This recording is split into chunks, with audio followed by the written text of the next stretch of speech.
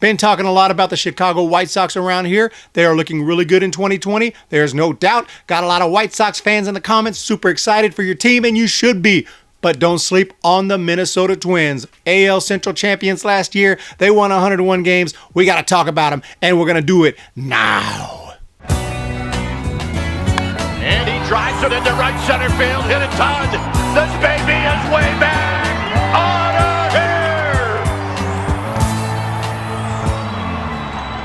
What's going on, everybody? Welcome back to the Humm Baby Baseball channel. And today we're going to talk a little bit about the Minnesota Twins, who just made a couple of little signings, actually pretty significant signings to bolster their rotation a little bit. And we're going to talk about that and look at the Twins lineup and look at their bullpen. Just give them a quick once over, see how they're looking right here as we get ready for the 2020 baseball season. Before I get into it, though, just want to thank Yannick Glover. Shout out to you for joining my Patreon. That's my first patron, and it means a lot. You completely made my day. I was so happy. Thank you so much for joining my Patreon, and anyone else interested, check out the links in the description below. A lot of benefits. Get a lot of special content over there if you're interested, so check out the links in the description. But let's get going with the Minnesota Twins. On Tuesday, they signed a couple pitchers, Homer Bailey and Rich Hill, and this will improve their rotation a little bit. This is a rotation that was actually hurt a little bit this offseason by the loss of Kyle Gibson, who signed with the Rangers for 3 years, $30 million,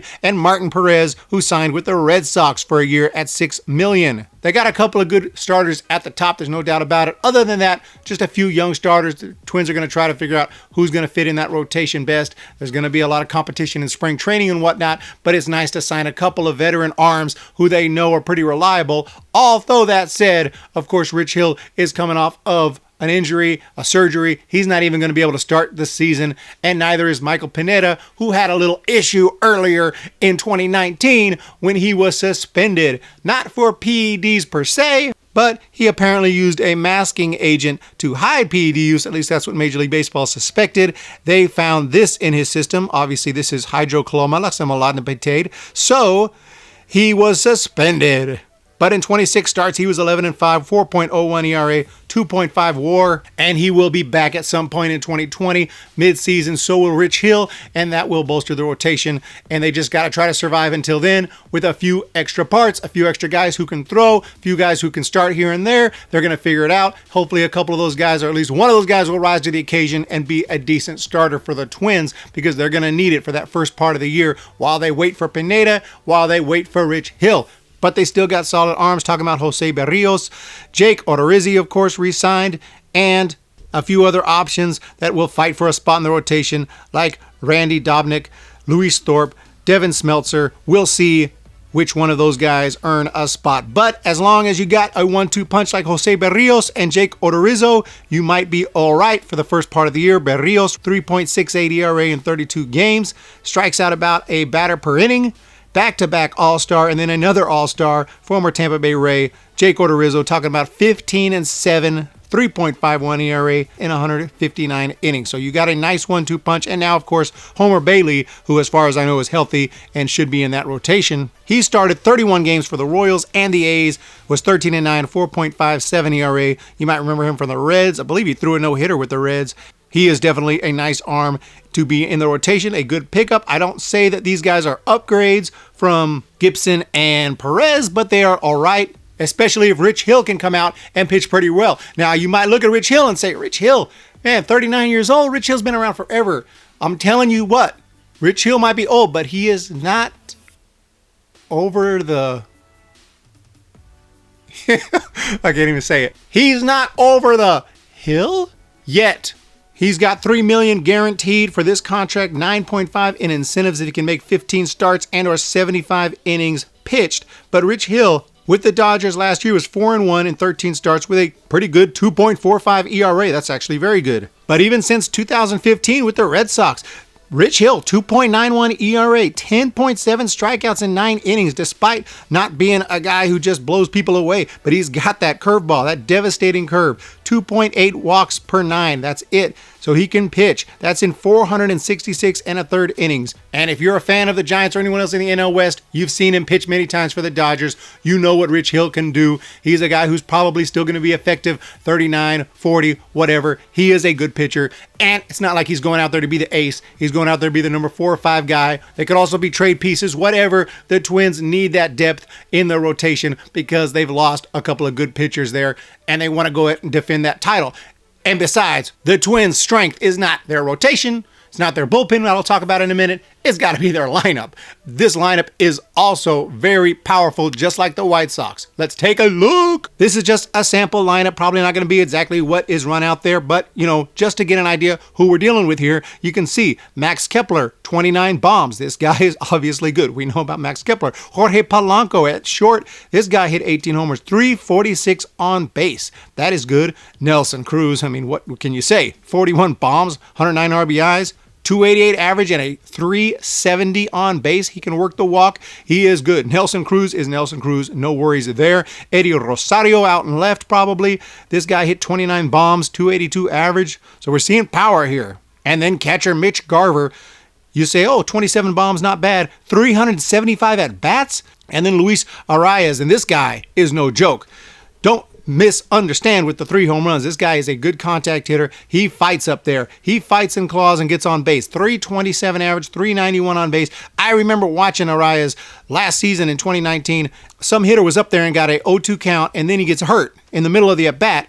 Arias comes off the bench, and he's facing the Mets closer, who is in there dealing 100 miles an hour, 101 miles an hour. Arias starts fouling him off right away, cold off the bench. He is fouling everything off, and he is fighting and works a walk. It was really impressive. And I said, wow, I like this kid right here. Arias, look for him. Miguel Sano, 31 bombs. That guy's absolute beast. Right now, at first, it says Marwin Gonzalez, which you might know from his time with the Astros. He's going to bring you a little pop, but they have other options as well. I was thinking CJ Cron, but no, he is with the Tigers now. But they do have some good prospects coming up through the system. Brent Rooker is an example, although he played mostly outfield with Rochester. He can also play a little first base. He is available. He hit 14 bombs and 228 at-bats, but did fight injuries last year. But look for Brent Rooker in 2020.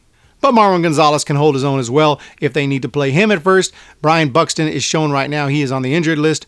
They got a few other guys they can throw in there to play the outfield for now. They probably could use another outfield if they really, really want to have a absolutely devastating lineup that's just going to crush everything. But Buxton is all right. Lamonte Wade Jr. is also an option, as well as Jake Cave. So they have some options there. But you can see the power, but it's still comparable to the White Sox. The way the White Sox have upgraded, they have just as much, if not more power than the Twins do. So this is 2 powerful teams. They're going to be clashing in the Central, and of course the Indians. I'm not saying there's not other teams to look out for as well, but the Twins and the White Sox, both very powerful teams with good rotations and good bullpens. Speaking of the bullpen, what are we looking at with the Twins? They actually have some pretty freaking good arms in that bullpen.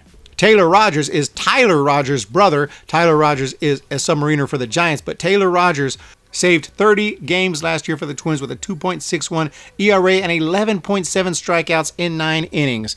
Yet, Tyler Duffy does even better with 12.8 per 9. He absolutely blew hitters away with 82 strikeouts in 57.2 innings, 5-1 record with a 2.5 ERA. And the Twins also recently announced that they were re-signing Sergio Romo. He had a 3.18 ERA, and if you're a Giants fan, you know all about Sergio Romo. He's been around for a while, and he is really good still. And they also picked up 2-time All-Star veteran Tyler Clippard, who had a 2.9 ERA for Cleveland last season. But their strength is their power. This team is really good offensively. They won 101 games last year. Have they gotten better this year? I don't think so because of the problems with the rotation.